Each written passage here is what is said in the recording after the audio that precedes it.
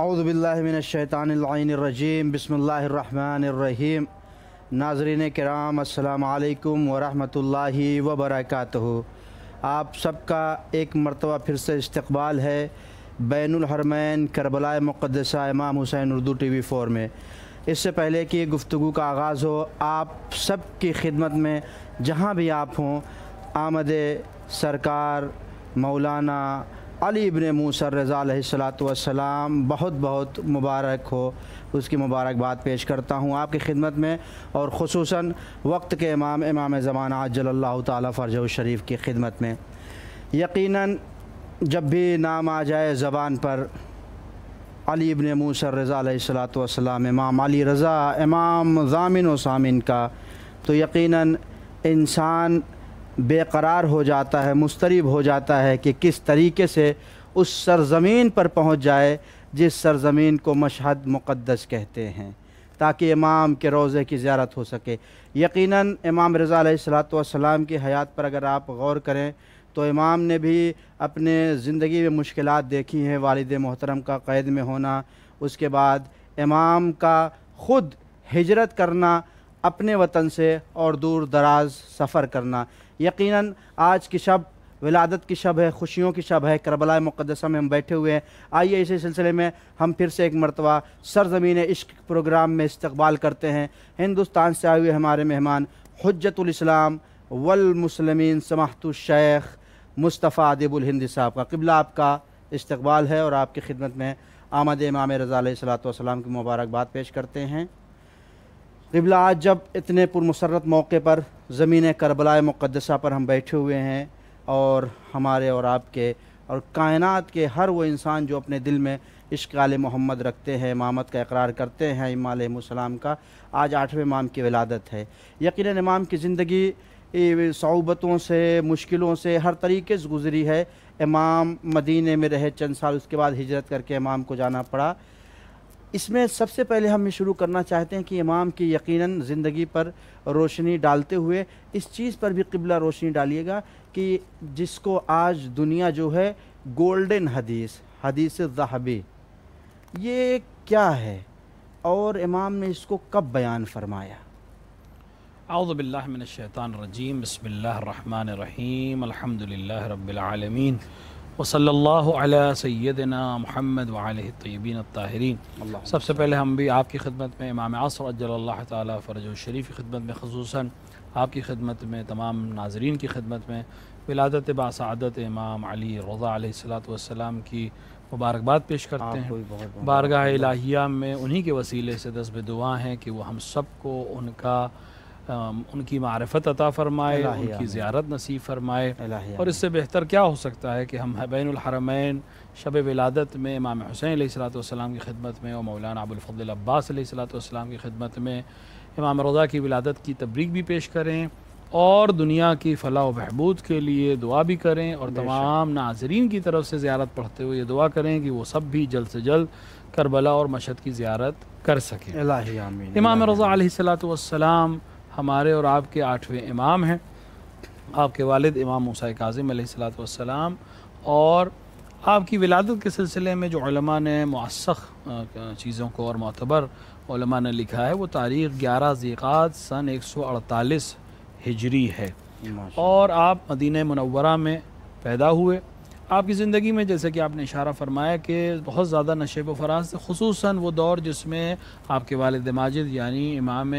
मूसा काज़िम अलैहिस्सलातु वस्सलाम को मुसलसल क़ैद में और ज़िंदान में और हिजरत में और मुख्तलिफ़ दफ़ा मदीने से दूर मसलन बगदाद में या दीगर ज़िंदानों में रहना पड़ा। ज़ाहिर है ये ज़माना आपके लिए बहुत सख्त था, और उस ज़माने में आपने उन्वान जानशीन मदीने में बहुत से उमूर को अंजाम दिया, यहाँ तक कि इमाम मूसा काज़िम अलैहिस्सलाम की शहादत के बाद उमूर इमामत आपके हाथ में आए और आपने शियों की रहनुमाई और हिदायत के बार को अपने कंधे पर बखूबी लिया। तकरीबन 20 साल की आपकी इमामत की मुद्दत है, जिसमें 17 साल आपने मदीना मुनव्वरा में ये काम अंजाम दिया, और आखिरी 3 साल आपने मर्व, जो कि अब मशहद या खुरासान जो ईरान का एक हिस्सा है, उसमें आपको हिजरत के बाद वहाँ रहना पड़ा। और वो ज़ाहिरी तौर पर वली अहदी की ज़िंदगी, लेकिन एक ऐसी वली अहदी जिसके अंदर कोई सियासी फ़ैसला आप अंजाम नहीं देते थे, बेशक वो आपने अंजाम दिया। तो इमाम रज़ा अलैहिस्सलाम से जो चीज़ें हम तक पहुँची हैं, उनके तादाद तो वैसे तो बहुत ज़्यादा है, लेकिन कुछ चीज़ें ऐसी हैं जो आपसे मंसूब होने की वजह से राइज हुई और मशहूर हुई। उनमें से एक चीज़ वही है जो आपने इशारा फरमाया कि हदीस सिलसिलतुज़ ज़हब, यानी वो हदीस जिसको गोल्डन चेन, यानी एक ऐसी हदीस जिसके तमाम कड़ियाँ सोने की हों। मुराद ये है कि इसमें तमाम रावी जो हैं इस हदीस के, जिससे इमाम रज़ा ने रवायत फरमाई है, वो सब मासूम हैं। और इस हदीस की सनद के लिए हमारे उलमा, अकाबिर उलमा, बुज़ुर्ग उलमा का ये दावा था कि अगर कोई शख्स मजनून हो या उसको दीवानगी का असर हो, तो उसके पास अगर सिर्फ़ इस हदीस की सनद को पढ़ दिया जाए तो वो इंसान इस मरज़ से निजात हासिल कर सकता है। यानी जिनके नाम में इतनी बरकत है कि अगर वो सनद खाली पढ़ दी जाए तो अगर उनके महारिफ कोई हासिल कर ले, उनकी हदीसों को कोई समझ ले, उस पर अमल करने लगे, तो वो किन मयादीन को और किन मकामात को हासिल कर सकता है। और इमाम रज़ा अलैहिस्सलाम ने इस हदीस को निशापुर में बयान फरमाया, और निशापुर में आपने उस वक्त बयान फरमाया जब आप मदीने से मर्व की तरफ यानी खुरासान की तरफ लाए जा रहे थे, और मामून अब्बासी ने इसकी पूरी कोशिश की थी कि आप ऐसे रास्ते से सफ़र करें जहाँ पर अहले ईमान यानी आपके चाहने वाले शिया और आपके मुहिब ना उनकी आबादियाँ ना हों। निशापुर उस ज़माने में उलमा का मरकज़ था, खुसूसन मुहद्दिसीन का मरकज़ था। और आपको जब वहाँ से गुज़र हुआ और आपकी सवारी वहाँ से चलने लगी और लोगों को ख़बर हुई कि अली इब्न मूसा काज़िम यानी अली रज़ा अलैहिस्सलाम जो हैं वो निशापुर में हैं और वो वापस मर्व की तरफ जा रहे हैं, तो तकरीबन बाज़ ने 12,000, बाज़ ने 15,000 और बाज़ ने 20,000 लोगों के बारे में लिखा है कि वो कलम और दवात लेकर हाजिर हुए आपकी खिदमत में और आपसे अर्ज़ किया कि इब्न रसूलल्लाह, आप अपने जद की कोई हदीस बयान फरमा दें जिसको हम लिख लें। और इमाम रज़ा अलैहिस्सलाम ने तकरीबन उस वक्त महमिल में सवार हो चुके थे, लिहाजा आपने महमिल के पर्दे को हटाया और सिर्फ इस जुमले को फरमाया कि कल मैं तो, और आपने पूरी सनद को बयान फरमाया पहले कि मैंने सुना अपने वालिद इमाम मूसा काज़िम अलैहिस्सलाम से, और उन्होंने बयान फरमाया इमाम जाफ़र सादिक़ अलैहिस्सलाम से, और उन्होंने नक़ल किया इमाम मोहम्मद बाक़िर अलैहिस्सलाम से, और उन्होंने नक़ल किया इमाम अली इब्न हुसैन ज़ैनुल आबिदीन अलैहिस्सलाम से, और उन्होंने इस हदीस को नक़ल किया इमाम हुसैन शहीद करबला से, और उन्होंने बयान फरमाया इमाम अली मुर्तज़ा अलैहिस्सलाम से कि उन्होंने रसूल अकरम सल्लल्लाहु अलैहि वसल्लम से रवायत फरमाई है कि रसूल अकरम ने फरमाया कि मुझको जिब्राईल ने ख़बर दी कि खुदावंद आलम ये इरशाद फरमाता है कि कलिमतु ला इलाहा इल्लल्लाह हिज़नी मन दखला फ़ी हिज़नी अमना मिन अज़ाबी, यानी कलिमा ला इलाहा इल्लल्लाह अल्लाह का एक क़िला है और जो इसमें दाखिल हो गया वो उसके अज़ाब से महफूज रहेगा। तकरीबन 20,000 कलम हरकत में आए और इसको तहरीर कर लिया, बांग दी गई और सवारी आगे बढ़ गई। लोग अभी मुंतज़िर थे, इसी बीच में एक बार फिर से इमाम ने महमिल के पर्दे को हटाया और फरमाया वलाकिन बेशर्तिहा व शुरूतिहा व अना मिन शुरूतिहा, फरमाया कि लेकिन ये क़िले में दाखिल होना और अमन और ईमान अमन में हासिल हो जाना अज़ाब इलाही से इसकी शराइत हैं और उन शर्तों में से एक शर्त मैं हूँ। ये हदीस सिलसिलतुज़ ज़हब के नाम से मशहूर है, और अगर कोई इंसान इस हदीस पर गौर करे तो उससे बहुत से मतालिब उसको हासिल हो जाएंगे। यानी एक चीज़ तो ये हासिल हो जाएगी, खुदावंद आलम ने अपनी रहमत से इस कलमे को, इस ईमान को ये अता फरमाया कि जो इसमें दाखिल हो जाए वो अज़ाब से महफूज हो जाएगा। लेकिन इमाम रज़ा की जो दूसरी ताकीद है वो बहुत अहम है, और वो अज़मत विलायत और अहमियत विलायत पर ताकीद करती है कि मैं इस हिज़्न में, इस क़िले में दाखिल होने की और अज़ाब से महफूज रखने की एक शर्तें हैं, उन शर्तों में से एक शर्त मैं हूँ, यानी मेरी विलायत है, मेरी इमामत है। और अगर हम इस पर गौर करें तो कई चीज़ें यहाँ पर हैं जिस पर हमें तअम्मुल करना चाहिए और फ़िक्र करना चाहिए। पहली चीज़ तो ये है कि हमारे पास जब ये हदीस इमाम रज़ा अलैहिस्सलाम से पहुँच रही है और इसके रावी सब मासूम हैं, यानी इमाम ने 7वें इमाम से, 7वें इमाम ने 6ठे इमाम से, यहाँ तक कि रसूल अकरम तक पहुँचा, लेकिन हमारे पास ये हदीस 6ठे इमाम से उमूमी तौर पर नहीं है। यानी 6ठे इमाम ने अगर बयान भी किया तो खवास से बयान किया है, और 5वें इमाम ने भी इसी तरह खवास से बयान किया है। उमूम में, मलआम में ये हदीस सिर्फ इमाम रज़ा से बयान हुई है, जिसको अहले सुन्नत और इमामिया सब ने तहरीर फरमाया है। तो एक इंसान को तअम्मुल करना चाहिए कि आखिर ये हदीस जब सारे मासूमीन इसके रावी हैं तो फिर उन्होंने उमूम में ये हदीस बयान क्यों नहीं की, सिर्फ खवास से क्यों बयान फरमाई। तो इससे ये समझ में आता है कि इमाम रज़ा का बयान करना ख़ुद आपकी अज़मत पर दलील है और शायद एक अहमियत है इमाम रज़ा की इमामत को और इमाम रज़ा की विलायत को, कि जिसको हमें हासिल होना और समझने की ज़रूरत है। यानी हमें देखना होगा कि आखिर इमाम रज़ा अलैहिस्सलातु वस्सलाम ने ये चीज़ क्यों बयान फरमाई, आखिर इमाम ने ही ये हदीस क्यों बयान फरमाई, आखिर क्या वजह है कि इमाम रज़ा अलैहिस्सलातु वस्सलाम ही इस हदीस को क्यों नक़ल फरमा रहे हैं। जी माशाल्लाह क़िबला, बहुत बेहतरीन बयान है। इस वक्त हमारे पास जो है मुबाशिर यानी लाइव जो है वो इमाम रज़ा अलैहिस्सलातु वस्सलाम के हरम से जो है वो तस्वीर आ रही है, तो हम ये चाहेंगे कि इसको दिखाया जाए। देखिए क़िबला, जैसा कि आप देख रहे हैं माशाल्लाह बहुत सारे लोग इस वक्त मौला के हरम मुबारक में ज़ियारत के लिए आए हुए, उनके वलादत के मौके पर मुबारकबाद दे रहे हैं। और आप जैसा सिलसिला बयान फरमा रहे थे, बेशक सारी चीज़ें इस हदीस के सिलसिले में यकीनन उमूमी तौर पर आठवें इमाम अली रज़ा अलैहिस्सलातु वस्सलाम से निकल कर सामने आई। आगे जब ये सिलसिला शुरू हुआ और आगे बढ़ा, इमाम अब आगे का सफ़र कर रहे हैं, इसमें एक चीज़ जो लोगों के लिए काबिल गौर भी होगी और हमें लगता है इस ज़माने के हिसाब से लोगों के लिए एक दर्स भी होगा और एक राह अमल भी होगा। ये कि वली अहदी का जब लफ्ज़ आ जाए और बात आ जाए, इमाम ने ज़ाहिरन तो कबूल कर ली मगर सियासत के मामले में कोई भी इमाम हुक्म या फ़ैसला नहीं सुनाते थे। तो इससे इमाम ने क्या पैगाम दिया और इस ज़माने में इससे हमें क्या सीखना चाहिए? देखिए, इमाम रज़ा अलैहिस्सलातु वस्सलाम की वली अहदी ख़ुद एक ऐसा अहम मसला है कि जिस पर सब ने गौर किया। ख़ुद इमाम से लोगों ने सवाल किया कि आखिर आपने ये अमल क्यों अंजाम दिया, और इमाम ने मुख्तलिफ़ जवाबात दिए। अभी हम उसकी बहस में इस वक्त नहीं जाएंगे, लेकिन इमाम ने बउनवान वली अहद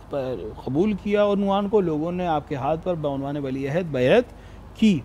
लेकिन आपने इस शर्त पे वली अहदी को कबूल किया था कि मैं अज़्ल और नस्ब नहीं करूँगा। बस एक वली है जो अज़्ल और नस्ब नहीं करेगा, यानी ना किसी को किसी पोस्ट के ऊपर रखेगा, ना किसी को किसी पोस्ट से बेदखल करेगा या खराज करेगा। तो गोया एक अमली तौर पर कोई भी काम आप जो वली अहद का होता है वो अंजाम नहीं देंगे। तो इससे दो तीन चीज़ें हमें समझ में आती हैं। वैसे तो बहुत से मतालिब हैं, लेकिन दो तीन चीज़ें हमें जो समझ में आती हैं वो एक तो ये है कि अगर ज़ालिम आपको फोर्स करे, मजबूर करे, तो अगर कोई ऐसा अमल है जहां आपके पास इख्तियार सिर्फ मौत में यानी ज़िंदगी और या उस चीज़ को कबूल करने में हो, तो फिर आप उस चीज़ को कबूल कर सकते हैं, जैसे कि इमाम रज़ा अलैहिस्सलातु वस्सलाम ने उसको कबूल किया। बस ये अमल ताईद में नहीं है, ये अमल सिर्फ इसलिए है कि मैं रह कर ज़िंदा रह कर उमूर को अंजाम दे सकूँ और अपने वज़ाइफ पर अमल कर सकूँ। दूसरा ये है कि इस अगर आपको कभी जालिम मजबूर करके कोई ओहदा दे भी दे तो उस ओहदे को सिर्फ राह हक़ पे इस्तेमाल करना है, इस तरह से इस्तेमाल नहीं करना है कि वो जालिम की तायीद होना शुरू हो जाए। लिहाजा रवायत में मिलता है कि एक दिन मामून आपके कमरे में दाखिल हुआ, जो कमरा आपसे मुत्तसिल था उसमें दाखिल हुआ, उसके हाथ में ख़त था और वो खुशी के साथ दाखिल हुआ कि ये ख़त देखिए। उसने मोहर को तोड़ा और ख़त को पढ़ा जिसमें काबुल के फ़तह होने की खबर दी गई थी। उसने कहा बहुत खुशी का वक्त है कि मैं आपसे इसको आपके साथ इसको बयान करना चाहता था, कि इस खुशी में शरीक करना चाहता था कि हमने काबुल के ऊपर फ़तह हासिल कर लिए। इमाम ने फरमाया कि बादशाह, काबुल पर फ़तह हासिल कर लेने से खुश होना कोई बड़ी बात नहीं है, बल्कि तुम्हारी जो ज़िम्मेदारियाँ उसको सही से अदा करना ज़रूरी है। तुमने काबुल एक नए शहर पर कब्ज़ा कर लिया है, लेकिन उस शहर के लोगों के साथ साथ जो दीगर अफराद तुम्हारी ज़िम्मेदारियाँ तुम्हारी रइयत हैं फ़िलहाल, उनसे बेखबर रहना तुम्हें मोरिद सवाल करार देगा महशर में। तुम काबुल व फ़तह के लिए खुश हो रहे हो, दर हालांकि मदीने में जो मदीना रसूल है, जो मरकज़ इस्लाम है, वहाँ लोग नादार हैं, परेशान हैं और तुम तक पहुँच नहीं सकते। बस इमाम ने बउनवाने वलीयत सिर्फ खुशी का इज़हार नहीं किया या खुश हो जाएं कि एक फ़तह हासिल हो गई, बल्कि आपने इस बात का ऐलान किया कि इस्लाम कश्वर कुशाई के लिए नहीं आया। इस्लाम में अगर हुकूमत है भी तो उमूर को मुरतब करने के लिए हुकूमत है, लोगों के फलाह व बहबूद पहुँचाने के लिए हुकूमत है। और एक हाकिम जिसको किसी भी तरह से हुकूमत मिल गई हो उसकी मशरूइयत की भी हम बहस नहीं कर रहे, लेकिन जब अब हुकूमत उसके पास है, ओहदा उसके पास है, तो फिर उसकी जिम्मेदारी बनती है कि अपने अवाम की, अपने रइयत की वो ख्याल रखे। और इमाम ने इसी बात की तंबीह की कि तुम एक नई जगह फतह कर रहे हो, लेकिन अभी जो तुम्हारे पास इलाके हैं वहाँ के लोगों को तुम्हारी ज़रूरत है और तुम उसमें उमूर को अंजाम नहीं दे रहे हो। दूसरा ये कि जालिम से के साथ जब आप इंसान रहे तब भी उसके जुल्म में मददगार ना बने, बल्कि उसको तंबीह करे और उस कोशिश करे कि वो हिदायत याफ्ता हो जाए और अच्छाई की तरफ आए, ना कि उसके साथ हो जाएं और उसी की बात की तायीद करने लगे। बस आज के दौर में अगर हमारे पास कोई ओहदा आ जाता है, जाहिर है कि आज की हुकूमतें कोई भी मशरू हुकूमत नहीं है, लेकिन आप अगर उसमें दाखिल होकर मोमिनीन के लिए काम कर सकते हैं, आम इंसानों के लिए बउनवान फलाह व बहबूद काम कर सकते हैं, तो कोई हर्ज नहीं है अवलन। दूसरा, उनके जुल्म में साथ ना दें, बल्कि जहाँ तक मुमकिन अपने ज़रिए से और आपकी बात का जहाँ तक असर हो वहाँ लोगों को जुल्म से महफूज रखने की कोशिश करना चाहिए। ये वो चीज़ है जो इमाम रज़ा ने उस वली अहदी के ज़रिए से, जिसमें वाज़ुल व नस्ब नहीं कर रहे थे, हम तक पहुँचाई है। और इमाम रज़ा अलैहिस्सलातु वस्सलाम की ये वली अहदी सबब बनी कि इमाम को मौका मिले कि आप मुनाजरे कर सकें। अलबत्ते मुनाजरे ख़ुद इमाम ने नहीं किए थे, मामून ने रखे थे मुनाजरे, लेकिन नतीजे में देखिए इमाम मोहम्मद बाक़िर अलैहिस्सलातु वस्सलाम और इमाम जाफ़र सादिक़ अलैहिस्सलातु वस्सलाम के ज़माने में बैन मज़ाहिब की बहस थी, यानी सब मुसलमान थे और मज़ाहिब के अलग अलग फ़िक़्ह और अलग अलग उसूल को बयान करते। तो इमाम ने आकर तशय्यो को और फ़िक़्ह जाफ़री को बहुत सही तरीके से बयान किया, जो आज हमारे तमाम उलमा उसी के बेस के ऊपर तमाम अहकाम जारी करते हैं। लेकिन इमाम रज़ा अलैहिस्सलातु वस्सलाम के ज़माने में मज़हब से बढ़कर बात अदियान के बीच में पहुँच गई, क्योंकि मामून ने अपने दरबार में जब मुख्तलिफ़ अदियान और मुख्तलिफ़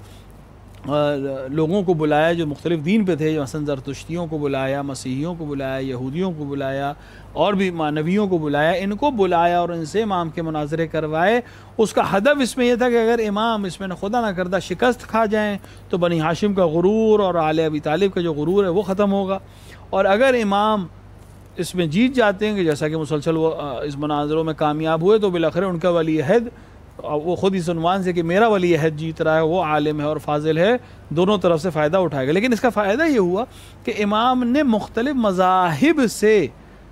मुनाजरे करने के नतीजे में, मज़ाहिब से मुराद मुख्तलिफ़ दीन से मुनाजरे करने के नतीजे में हक्कानियत इस्लाम को और इस्लाम में भी हक्कानियत तशय्यो को और अज़मत नबी और आले नबी अलैहिस्सलातु वस्सलाम को बिल्कुल वाज़ेह कर दिया, और बहुत से लोगों तक जो दीन इस्लाम से आशना नहीं थे उन तक पैगाम इस्लाम को पहुँचाया। इमाम की तरफ से सारे पैगाम मिले, इमाम ने उमूर अंजाम दिए अपनी वली अहदी में और अपने दौर इमामत में। यकीनन आज खुशी की तारीख़ है और इस्मत व तहारत व इमामत की 8वीं कड़ी की आमद है। आगा ज़्यादा वक्त दामने वक्त में नहीं है, बचा है हमारे, गुंजाइश नहीं ज़्यादा वक्त की, मगर फिर भी हम चाहेंगे कि आखिर में जाते जाते आज इमाम की विलादत के शब है, तो मारूफ वाक़या आज भी दुनिया कहती है या ज़ामिन आहू, उस पर ज़रा रोशनी डाल दे ताकि लोगों को पता चल जाए। हो सकता है बहुत सारे ऐसे लोग हों जो इस चीज़ से बाखबर ना हों। बिल्कुल, इमाम अलैहिस्सलाम का जो एक बहुत मशहूर लक़ब है वो या ज़ामिन है, वो ज़ामिन आहू के उन्वान से, कि आहू यानी हिरन, जिसको हम अपनी उर्दू ज़बान में कहते हैं। और मशहूर है कि इमाम अलैहिस्सलाम ज़ाहिरन मामून ही के साथ शिकार पर कहीं गए थे और वहाँ आपने उसी वादी में एक हिरन को देखा कि जो आपके करीब आया और उसने इमाम से कुछ कहा, और उसके बाद इमाम अलैहिस्सलाम से गुफ्तगू जब तमाम हुई तो फिर इमाम ने अपने लोगों को भेजा कि कोई शख्स है जिसने शिकार किया था, उस हिरन को गिरफ़्तार किया था और उसको शिकार किया था और अभी कत्ल नहीं किया था, बिल्कुल पकड़ के लेके जा रहा था। तो इमाम ने उससे कहा कि तुम इसको छोड़ दो। तो इमाम लोगों ने पूछा, या उस शख्स ने पूछा कि इसको मैं छोड़ूंगा क्या? कहा इसने अपनी ज़बान में मुझसे गुफ्तगू कहा है कि इसके कुछ बच्चे हैं जो भी भूखे हैं, लिहाजा ये चाहती है कि जाए और उन्हें दूध पिलाकर ये वापस तुम्हारे पास आ जाएगी। तो अब जाहिर सी बात है, जब कोई किसी को छोड़ता है तो उसके लिए ज़मानत चाहिए होती है। मैं किसकी ज़मानत? तो इमाम ने कहा मैं इसका ज़ामिन हूँ कि ये वापस आएगी। और उसके बाद वो चली, उस शख्स ने छोड़ दिया और कुछ देर बाद वो वापस आ गई। उसके आने से और इमाम की ज़मानत का ख्याल रखने से उस शख्स के ऊपर बहुत असर हुआ, उसने उसको छोड़ भी दिया और इमाम को लक़ब जो है वो ज़ामिन का लक़ब मिला। और आज भी हमारे दरमियान राइज है कि जब कोई सफ़र पर जाता है तो हम उसको इमाम के ज़ामिन में और इमाम की ज़मानत में देते हैं। और यहाँ पर हम इसी प्रोग्राम के ज़रिए अपने नाज़रीन से ताकीद करेंगे कि धीरे धीरे हमारे माशरे में इस चीज़ की अहमियत कम होती जा रही है। इमाम ज़ामिन की रस्म को सदका निकालना सफ़र से पहले धीरे धीरे कम हो रहा है। मॉडर्न सोसाइटी की बहुत सी चीज़ें हमारे अंदर आ रही हैं, लेकिन आप इससे बिल्कुल गाफिल ना हों। इसके असरात हैं, खुसूसन इमाम रज़ा अलैहिस्सलाम की ज़मानत में देना जैसे कि उस ज़माने में था, आज भी उसके असरात हैं। लिहाजा आप खुसूसन बच्चे और जवान जब सफ़र पे जाएं, घर से निकलें तो ज़रूर सदका निकालें और ज़रूर इमाम ज़ामिन को बाजुओं पर बांधा जाए ताकि वो उनकी हिफाजत की ज़मानत भी हो। और इमाम अलैहिस्सलाम की ज़मानत में जो शख्स रहे उसकी दुनिया में भी कामयाबी है और आखिरत में भी कामयाबी है। माशाल्लाह, आप सब ने सुना और गौर फरमाया। यकीनन इन चीज़ों पर अमल करिए ताकि इमाम का पैगाम जो है वो पूरा हो सके जिसके लिए उन्होंने इतनी कुर्बानियाँ दी है। इसी के साथ इजाज़त चाहते हैं। फ़ी अमानिल्लाह। मेहर तो ए हुसैन जान از دل کشد زبونه مرغ دلم به سویت پر میزنه شبونه پر میزنه شبونه مولای من حسین جان آقای من حسین جان مولای من حسین جان